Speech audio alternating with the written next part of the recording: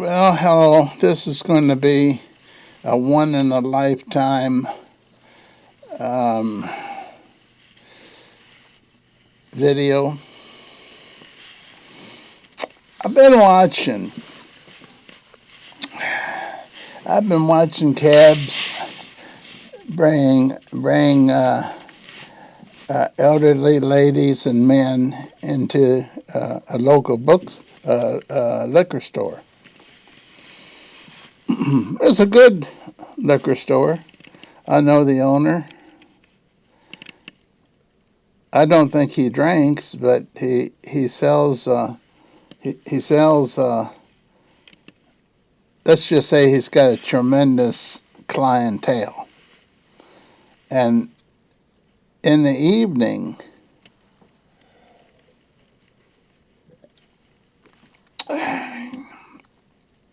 you ever had Canada Dry Diet?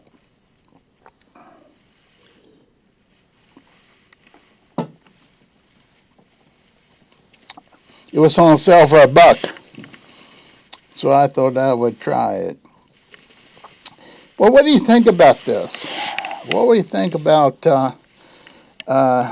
starting about 5 or 6?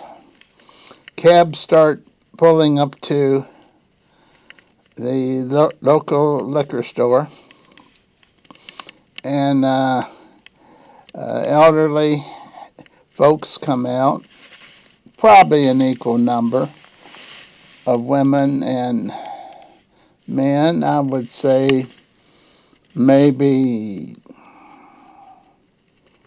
75. It could be, depending on their health, 65. Or if they're in good health, maybe they're 80. But two things I wondered about, and they were, number one, were they able to drive? Did they lose their driver's license for drunken driving, or did they become to the point where their eyesight was impaired so they didn't drive to the alcohol outlet? You wonder these things, especially when one of the fields I'm in, licensed in as licensed clinical addiction license. I've had that forever. That's the first healthcare license I got, and it was recommended by my supervisor, saying, "You may not get rich, but you might get rich because there is a increase in addiction." Now, I don't need to give you proof of that. You just pick up any newspaper in any city and look at the people that's arrested, then look at the people that's sentenced, and figure it out.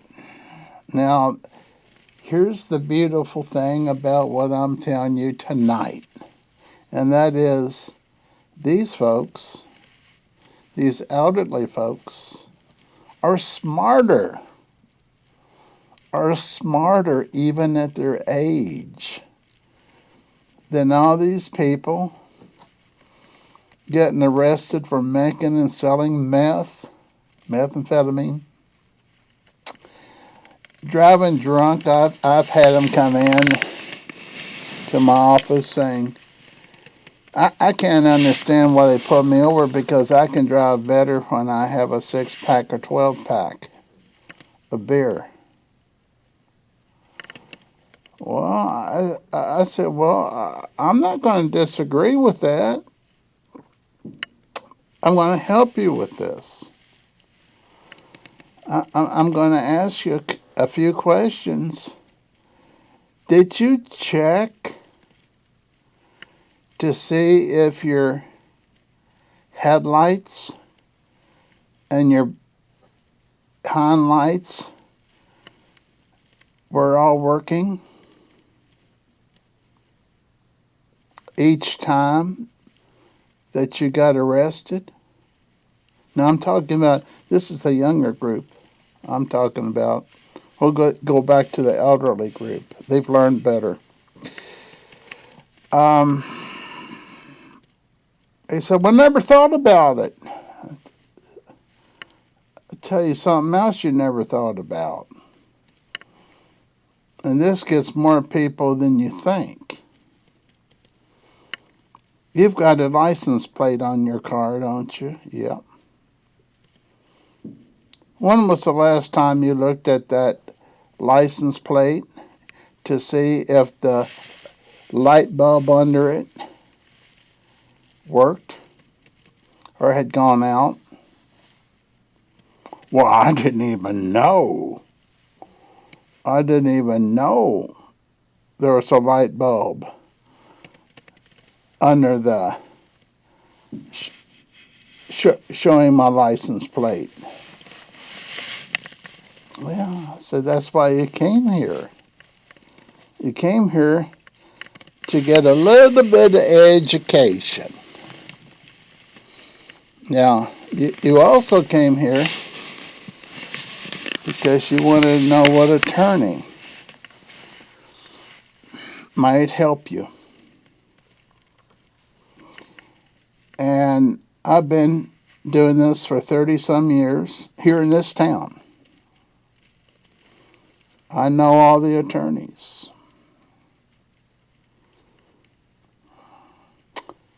I know what each one charges depending on how many DUIs you have. I know which attorneys eat with the judges. I'm not saying that there's any exchange of favors. Don't get me wrong, don't quote me on that. I'm saying they eat together and they may know these people, they may know their parents, and that may make a difference. If they know that the parents are good in society, and if they know that this kid doesn't get in trouble, then the sentence may be quite less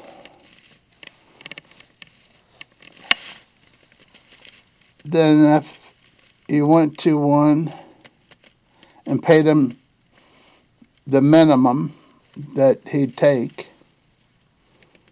$500 used to be it. Now it's more like 1,000 to 2,000, but anyhow, that was 35 years ago. Anyhow, if he's a hellraiser, he might be in jail, regardless of the attorney. And I know this for a fact because I deal with the best attorneys and the worst attorneys. I've even dealt with attorneys that stopped practicing because they went into the courtroom drunk to defend their clients. So I know things that might shift things in your favor. And let me tell you, since I've been doing this for 35 years, they know me, I know them, I talk to them, I'm honest with them. However,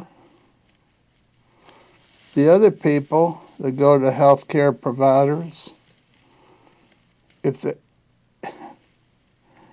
person's just right out of college and got licensed after their internship and passed their exam,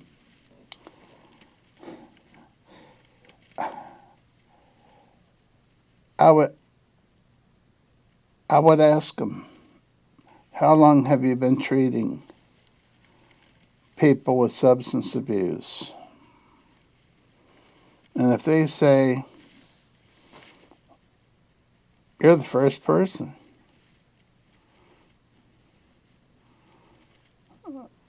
I would say, well, let me ask you this. Do you know anyone else worked in substance abuse for a long time, maybe 10, 20, 30 years?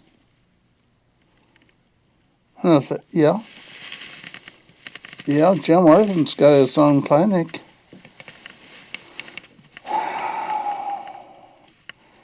A lot of people seem to go to him, but I've never met him. I don't know why they go to him. Yeah. Okay. Of course they don't know me. They just got out of school. They just got licensed. I haven't met them. I don't work in their agency. There's two mental health facilities in this town, and one's Centerstone and one's LifeSpring. And I've been involved in both. In fact, I'll tell you that I was once the director of LifeSpring for 3 years, and that's when I left it and said, if I go independent and lease a building and get on all the networks of the insurance and employee assistance programs, I'll make between 2 and 3 times more money and do about half the amount of work, because I had to go to the emergency room of King's Daughters Hospital if someone was drunk or mentally ill, and I had to transfer them, whether it was 2 o'clock in the morning, 3 o'clock in the morning, or 10 o'clock in the morning. Or I may have to do 3 at one night. And it's not good for a relationship, by the way. I'll give you that right off the bat. Now, let's get back to elderly people. That's what this was supposed to be about and will be about. I got to tell you a true story. And he's passed away, so I won't mention his name, but I was at CVS drugstore, and here comes a doctor, and he has 2 jugs of vodka. And I recognize him. I never referred anyone to him. I never really talked to him. Even though we were in the same building, it's just one of those people that I didn't jive with, okay? So he's got 2 jugs of 1.75 liquors. I would suspect, I'm not good with numbers of sizes of alcohol, but we're talking about this high, this wide, and with a handle on it. So he's got one in one hand. He's already paid for it, and another one in the other hand. And all I said to him, I don't know if he recognized me or not in the state of mind he was in. I said, no, he was about 70. He had just retired. Had been independent all of his life, didn't work for a hospital, didn't work for an agency. I respected that about him. I thought that was respectful. to not have people telling you what you have to do and what you can't do and what drugs you can give and what drugs you can't give because of a person's age. I know about that, by the way. I'll tell you about that in a minute. Here's the deal on this. I said, "Hi, Doc," and he said, "Hi, friend." I don't know if he knew me. And I said, once he was one of the top doctors in Madison. But he's retired, daggone it. He would go to a person's home after work if they were crippled or homebound. How many people do that? I never heard of another doctor in this town that did that. But I heard he did it. And made a great impression on me. Really did. Now, getting back to the people that have taxis come to the liquor store, they're responsible to a point. They're responsible to the point that they're not going to get a DUI, and they haven't given up their drug of choice, which is alcohol. And I don't know anything after that because they could be drinking responsibly. Now, we're not going to go into drinking responsibly or how many drinks is responsible or any of that because it depends on a lot of things. It depends. Okay, I'm going to tell you, wild turkey's 101 proof. That's the highest proof. So if a person's drinking a bunch of wild turkey, I think that's a bourbon, that's a lot different than the normal one, Jim Beam, 40 proof. I may be getting my figures wrong because I'm not an expert in finding out the percentage and of alcohol and the proof. But I'll tell you something I learned. Brandy. I had a friend that drinks brandy. He said it's just like wine. It's not any more powerful than wine. Well, I believed him until I looked at the label. It's the same as bourbon. The proof and the alcohol content is the same as a normal bourbon. And this guy's drinking it like it's just a sip of wine. And then one day I saw him in a newspaper. And it wasn't because he had done something good. It was alcohol related. Now that was the second or third alcohol related offense he had. I know he's not watching this because he doesn't even know I do YouTubes. But I changed my opinion about him. Not really believing him anymore like I used to. I helped him. Excuse me. I helped him through some hard times.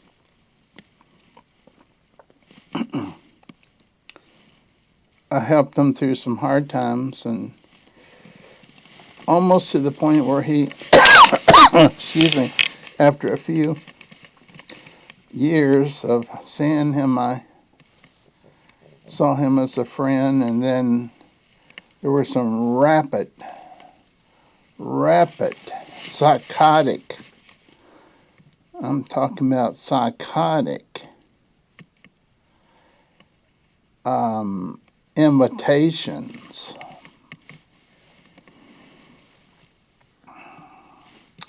to go to concerts that didn't exist in Louisville.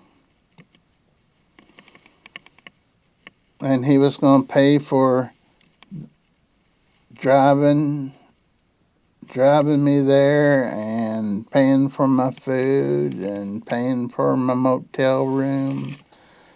Then it got worse. He said he met a couple of girls and he's going to get a couple extra sweets and take them too. Well, things broke down to the point where I looked up the concerts in Louisville and the people performing. They were in other parts of the country performing. They weren't coming to Louisville. And that's when things started changing as far as our relationship. Okay, let's go back to the drinking, old people drinking. I had two relatives that drank the worst bourbon. You may disagree. The worst bourbon,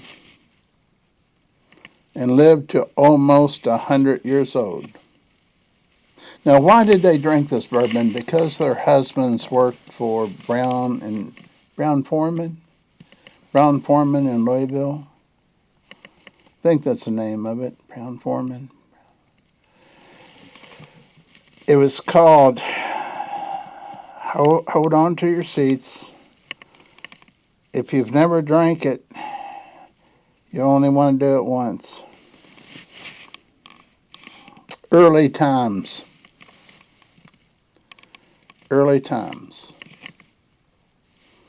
That's how they went to sleep. Now, the story is that before they went to sleep, they only had one shot.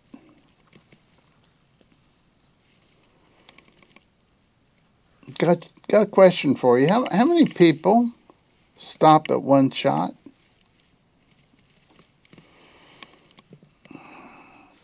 Now, the second thing is they could have stopped at one shot because it felt like fire water. I tasted it once. I thought my throat was on fire.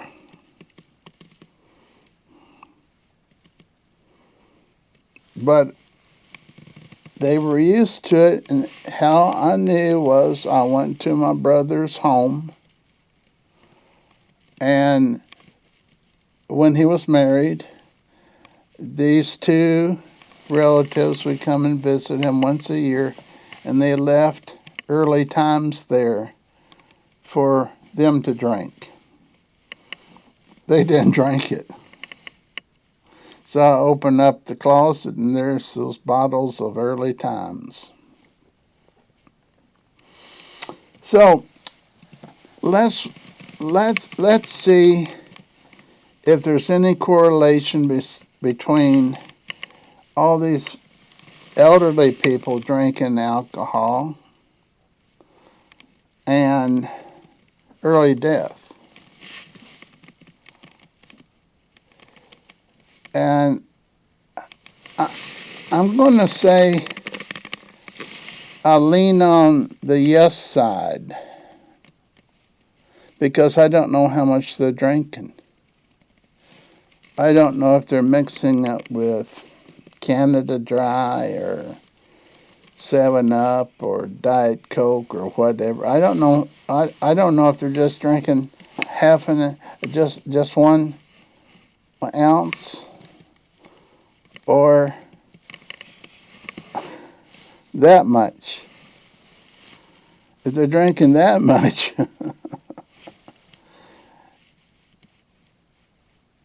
they may be headed toward an early ending. So I've shared this only to say that I've observed elderly people not giving up alcohol whatsoever, but doing anything to get a ride to buy more alcohol, whether it's every day or whether it's every week. And I will finish by saying working in this field of health care, being a health provider, I know it to be true. I do a home visit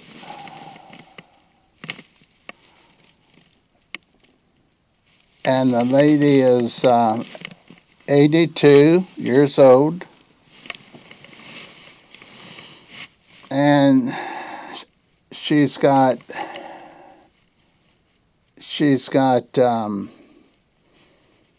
every bourbon you can think of, including the more expensive ones, which I can't even think of. Not early times though. She's got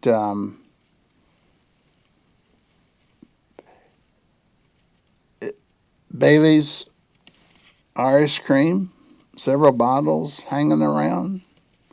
She likes that in her coffee in the morning.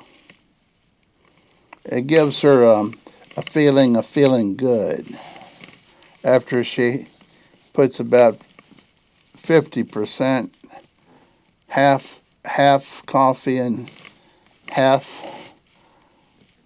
Bailey's Irish Cream. She loves vodka. She loves vodka and she likes the higher price vodka. And she's learned to like the higher price bourbon. Now, since she lives by herself, she has a special person that she pays to go to the liquor store and buy what she needs. I happened to have a home visit with her today, and I can't even remember anything that she was drinking besides brandy. I don't think she was drinking vodka, but she had Bailey's Irish Cream, and she said, "Jim, do you mind knocking that door?" I said, "I'll be glad to." She said, "Well, I haven't put up the alcohol yet that I just got. I haven't put it in the shelves, not shelves, but closets. So I just assume them not know about them because they might want a snort or two of them." I said, That's very thoughtful, young lady. At 82 years old. Have we had fun tonight? So, the conclusion of this is older people may be drinking as much as younger college age people. It's just that they can't drive and they get a taxi or they get a friend to get it, and it has not negatively, not totally negatively affected their life to where they need medical attention. I just thought this was a fun thing to share tonight. I do things like this. I don't write anything down. A couple things, I think. I wrote down a couple things. What did I write down? Oh, this is the most important. I said, Julie, where'd you send your boy out to buy the liquor today? And she said, well, it depended on what brand and what price it was. What brand of alcohol. So I wrote it down right here, see, on a napkin. She says, certain liquor is cheaper at CVS drugstore, but not beer. Beer is cheapest at Kroger's or Walmart. Okay. Then I said, well, what's some other places? She said, well, if you want a particular type of wine that I like, and I forgot the name of what she said, you want to go to a grocery store named Aldi's. They now have them right when you walk in. All the wine is on the left. All the wine. They used to be in the back, but they made so much money on it, they moved it to the front aisle. I've already mentioned Kroger and Walmart, CVS and Walgreens. And the thing about Walgreens is that you got to show your ID because somebody here in Madison sold alcohol to someone underage. It changed the whole story. And as far as I know, they're the only place that requires that you show your ID. Now, let me tell you the funny part about that. If your ID is past due, even though it's got your picture and everything's correct about it, if it's 1 day old, they will not sell one day past when it was due. They will not sell you alcohol or tobacco, cigarettes. I thought you'd find that interesting. I think Walmart's taken cigarettes out of the, no, CVS took tobacco out of their stores and doubled the size of alcohol that they sell. Walgreens decreased the amount of alcohol they sell, but they doubled the amount of tobacco.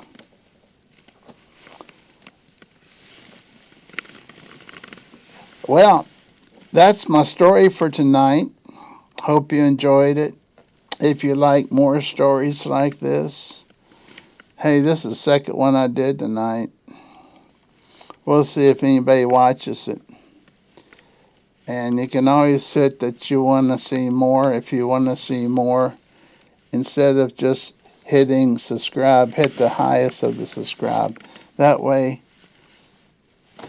when I put one on, you'll be notified instantly with no waiting. I've been told.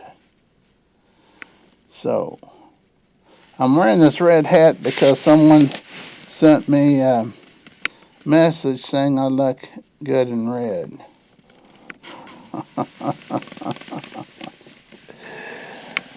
Okay, it's almost 36 minutes.